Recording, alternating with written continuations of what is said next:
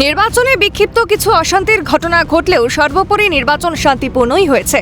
তবে নির্বাচন পরবর্তী কিছু অভিযোগ সামনে আসছে। ডিসিআরসি সেন্টারে ইভিএম বদলের অভিযোগ পলাশীপাড়া বিধানসভার বিজেপি প্রার্থী অনিমা দত্তের। ভোট গ্রহণ শেষ হওয়ার পর বেতাই পলিটেকনিক কলেজের ডিসিআরসি সেন্টারে রাখা ইভিএম বদলে দেওয়ার অভিযোগকে কেন্দ্র করে চাঞ্চল্য ছড়িয়েছে। বিজেপির অভিযোগ, ভোট শেষে ওই সেন্টারে ইভিএম ও ভিভিপ্যাট মেশিনগুলি ডিসিআরসি সেন্টারেই রাখা হয়েছিল।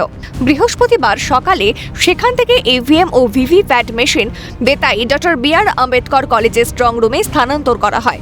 তখন দেখা যায় অস্থায়ী প্যান্ডেলের পেছনে ত্রিপল ও কাপড় ছেঁড়া অবস্থায় পড়ে রয়েছে।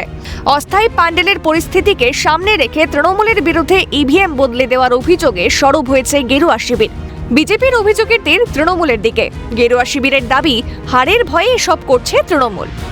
আমাদের যখন মেশিনগুলো আসছিল তখন আমাদের যে স্ট্রং রুমটা ওখানে ছিল ওটা খুব ভালো জায়গাতেই ছিল। তারপর যখন মালগুলো বেরিয়ে নিয়ে ঘরে যাচ্ছিলো তারপরে আমরা কিছুক্ষণ পর দেখলাম আমাদের তিরপল এবং চটগুলো সব ছেঁড়া ছিল। এই যে ঘটনাটি কিভাবে ঘটলো আমরা এখনও বুঝতে পারছি না।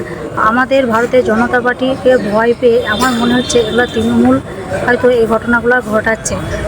ডিসিআরসি সেন্টার থেকে ইভিএম মেশিন পাল্টানোর সকল অভিযোগ উড়িয়ে দিয়ে পাল্টা তৃণমূলের দাবি, নির্বাচনে বিজেপি প্রার্থী হেরে যাবে বুঝতে পেরেই এইসব অভিযোগ তুলছে।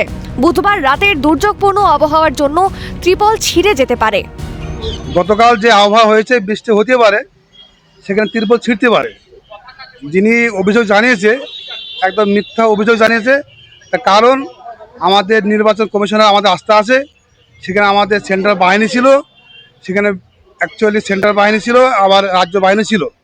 তিনারা এমনভাবে সিকিউরিটিভাবে নিয়ে গেছে, সেখানে তো হারানোর কোনো যুক্তি নয় বা পাল্টানোর কোনো যুক্তি নয়। সে দায়িত্ব কিন্তু আমাদের নয়, সে দায়িত্ব নির্বাচন কমিশনারের। আর যিনি অভিযোগ জানাচ্ছে তিনি কালকেই বুঝে ফেলেছে যে আমরা এই নির্বাচনে হারছি। নির্বাচন মিটে যাওয়ার পরও চলছে আক্রমণ, পাল্টা আক্রমণ। যদিও ফলাফল সময়ের অপেক্ষা। অর্ধেন্দু মালাকারের রিপোর্ট, ক্যালকাটা নিউজ।